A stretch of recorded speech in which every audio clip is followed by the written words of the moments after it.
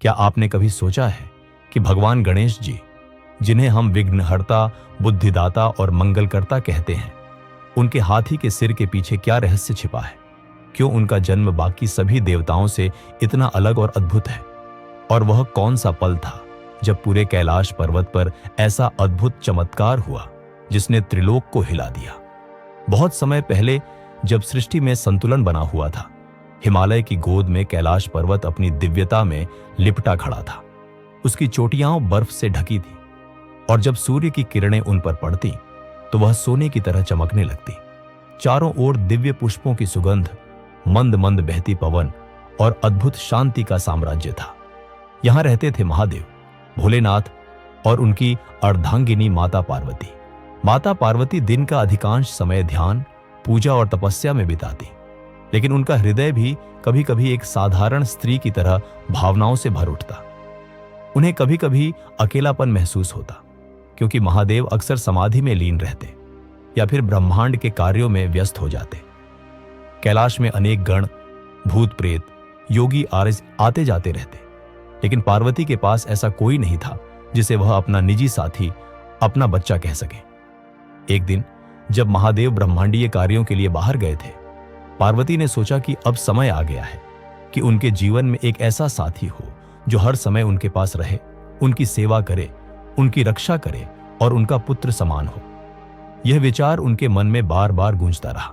उन्होंने तय किया कि वह अपनी शक्ति से स्वयं ही एक पुत्र की रचना करेंगी। उस दिन कैलाश पर वसंत ऋतु का सुहावना समय था। आकाश निर्मल नीला था और पक्षियों का मधुर कलरव गूंज रहा था। पार्वती ने अपने स्नान के लिए मणिकर्णिका कुंड का रुख किया।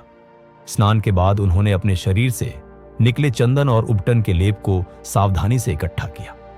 उनकी तपस्या और योग शक्ति इतनी प्रबल थी कि उनके शरीर का हर कण दिव्य ऊर्जा से भरा हुआ था।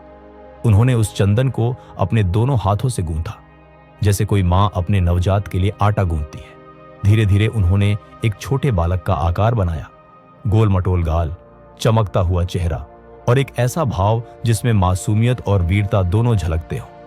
पार्वती ने अपनी श्वास से उसमें प्राण डाले और तभी वह प्रतिमा हिलने लगी। उसकी आंखें खुली और उसमें जीवन का संचार हो गया।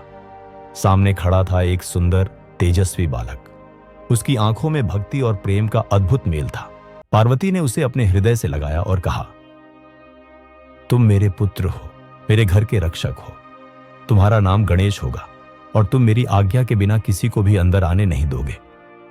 बालक ने हाथ जोड़कर प्रणाम किया और गर्व से कहा, जैसा आप कहें माताजी। उस दिन से गणेश माता के द्वारपाल बन गए। वह माता की सेवा में लगे रहते और जो भी कैलाश के निजी कक्ष में प्रवेश करना चाहता, उसे पहले गणेश से अनुमति लेनी होती। कुछ समय बाद महादेव अपने योगियों के साथ कैलाश लौटे। वह सीधे माता पार्वती के कक्ष की ओर बढ़े, लेकिन कक्ष के द्वार पर गणेश खड़े हो गए और बोले, माताजी स्नान कर रही हैं, आप अभी अंदर नहीं जा सकते। महादेव ने पहले तो इसे मजाक समझा। उन्होंने कहा, बालक, मैं तुम्हारा स्वामी हूं, मुझे कोई रोक नहीं सकता। लेकिन गणेश अडिग खड़े रहे। मेरे लिए सबसे बड़े आप नहीं, मेरी माता हैं और उनकी आज्ञा के बिना कोई भी अंदर नहीं जा सकता। महादेव के त्रिनेत्र में क्रोध की ज्वाला भड़क उठी। वह इस नए बालक को नहीं पहचानते थे और उन्हें लगा कि यह कोई गण या राक्षस है जो पार्वती के कक्ष में प्रवेश रोक रहा है। दोनों के बीच तीखा वाद विवाद हुआ और फिर युद्ध शुरू हो गया। महादेव के त्रिशूल और गणेश के पराक्रम का टकराव हुआ। गणेश अकेले ही महादेव के गणों को हराने लगे।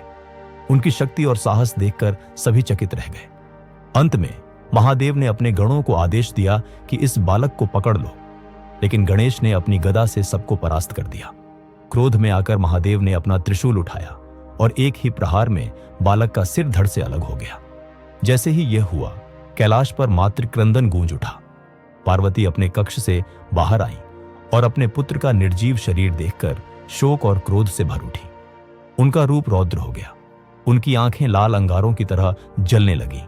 उन्होंने समस्त ब्रह्मांड को कंपा देने वाली हुंकार भरी और कहा, यदि मेरे पुत्र को अभी जीवित नहीं किया गया तो मैं अपनी शक्ति से तीनों लोकों का संहार कर दूंगी। यह सुनकर ब्रह्मा, विष्णु और अन्य देवता तत्काल कैलाश पर आ पहुंचे। सभी ने महादेव से क्षमा मांगते हुए समाधान खोजने की प्रार्थना की। महादेव को अपनी भूल का एहसास हुआ। उन्होंने गणों को आदेश दिया, उत्तर दिशा की ओर जाओ, जहां जो भी प्राणी सबसे पहले मिले उसका सिर लेकर आओ। गणों ने वन में जाकर देखा कि एक विशाल काय तेजस्वी हाथी जल के किनारे खड़ा है। उन्होंने उसका सिर काटकर वापस लाकर महादेव को सौंपा।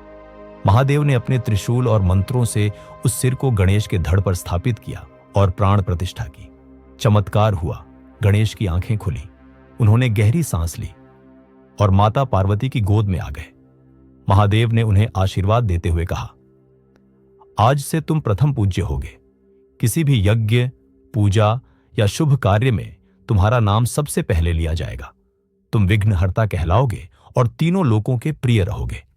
पार्वती ने अपने पुत्र को हृदय से लगाया और उस दिन से गणेश जी समस्त ब्रह्मांड में मंगल और बुद्धि के प्रतीक बन गए।